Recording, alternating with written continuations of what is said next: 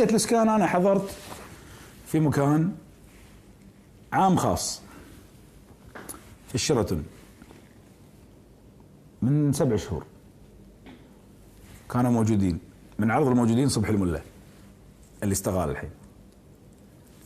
ففي شيخ قاعد، شيخ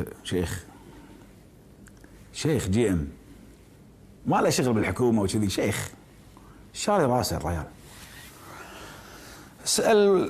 سأل واحد قال له يا فلان ما تقول لي شنو قصتكم مع هالفقارة هالضعوف هالكويت؟ قال شيهم طال عمرك؟ قال عطوهم بيوت، عطوهم اراضي، الديره ايش كبرها؟ سعه، ايش فيكم؟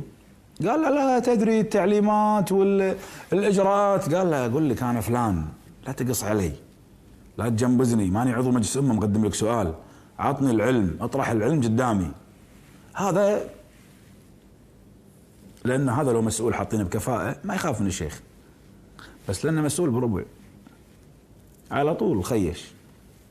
قال طال عمرك كذي انا قاعد، طال عمرك احنا بس ناطرين موضوع اراضي السلام تنباع وخيطان المثمنه بس يرتبونها وبعدين يصير خير. قال له معطلين خلق الله علشان كم تاجر يبيع منطقه السلام ومثمن خيطان تردون اعاده توزيعه؟ قال له ايه يعني. قال له منو معطيك التعليمات هذه؟ قال له لا يعني هي رساله. قال له رساله؟ قال له من منو؟ من صاحب السمو؟ قال لا. قال له من سمو العهد؟ قال له لا. قال له من سمو رئيس مجلس الوزراء؟ والله انا قاعد يا جماعه. قال له لا. قال له من منه؟ انت بنم عينك عبب عينك. وطلعنا نضرب اخماس في اسداس. هذه القضيه انتم مش مهمين بالنسبه لهم. انتم مين بالنسبه حق المتنفذين في البلد؟ ما تعلموني انتم شنو؟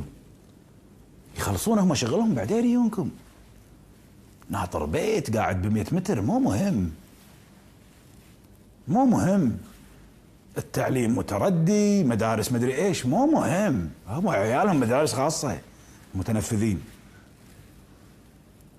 مو مهم.